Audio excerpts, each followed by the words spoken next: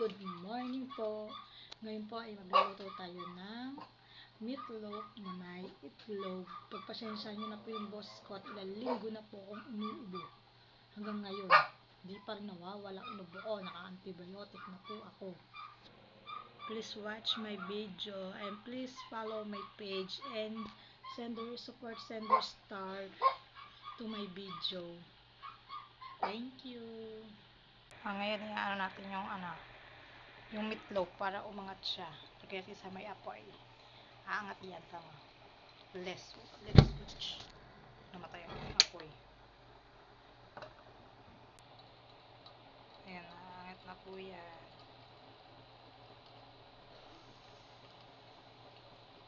Ayan na po siya. Umaangat na po siya. Oh. Diba? Umangat po siya. Ganyan lang ako basic para matanggal siya sa loob ng lata.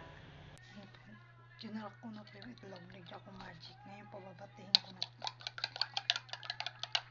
Ito po yung aking meatloaf. Hihiwain ko pa po yan.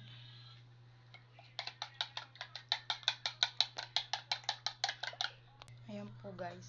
Nahiwa ko na po siya. Lalagay ko na siya sa itlog.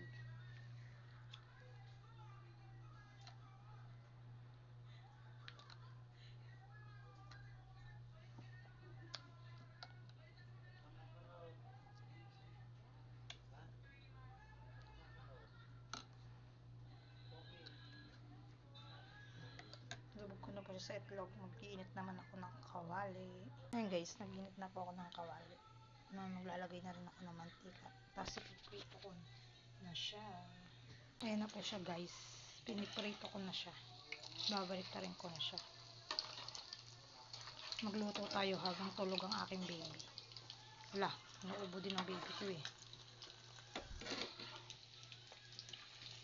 Tapos ko naman magluto. Tapos nagising na siya, papaladehin ko. Tapos kung nagising yung kapitbahay ko, papahawak ko muna at mag-general cleaning ako dun sa aking kwarto at kinagat ng langgam ang aking baby. Kawawa naman. Ayan siya. Yun lang guys. Thank you for watching. Bye-bye.